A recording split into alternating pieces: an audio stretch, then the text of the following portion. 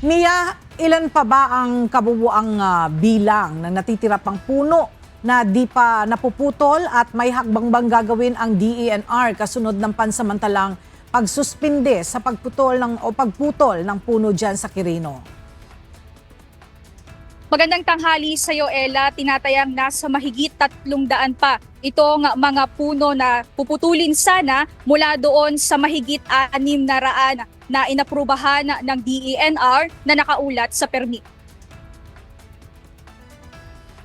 Sa forum kaninang umaga, iniulat ni Department of Environment and Natural Resources o DENR Acting Secretary Attorney Juan Miguel Cuna na itinigil na muna pansamantala ng San Miguel Corporation ang isinasagawang pagpuputol sa mga puno sa kahabaan ng Quirino Avenue. Pero nilinaw nito na hindi ibig sabihin na hindi pagpapatuloy ang proyekto ng Southern Access Link Expressway o SALEX sa lugar.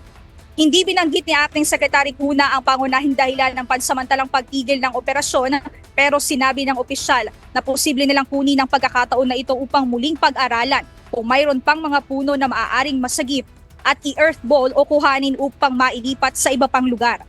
Sa kasalukuyan, tinatayang nasa 245 ang kabuuang bilang ng mga puno na tuluyan ng naputol dito sa kahabaan ng Quirino Avenue, habang nasa mahigit 300 pa ang natitira at may mga nakaukit na numero bilang tanda na nakahanay ang mga ito sa mga nalalabing puputulin pa. Samantala, iginiit naman ng kagawaran na dumaan sa proseso ang naturang desisyon sa pag-aproba ng permit at dumaan nila ito sa 3 mitigation hierarchy o pag-aaral. Ella, samantala kung mapapansin mo naman, dito sa likuran ko, ilan lamang itong mga puno na ito sa mga nakahanay pa na puputulin sana, pero dahil pansamantalang sinuspindi muna o itinigil muna itong operasyon, posible na ilan sa mga puno na ito ay makitang masagip pa or i-earthball. Samantala, kinabukasan naman, inanunsyo ng DENR na sisimula na nila yung gagawing paglilipat sa mga naka-earthball na mga puno dito lang din mismo sa area ng Quirino. Balik sa iyo, Ella. Maraming salamat, Mia Alonzo.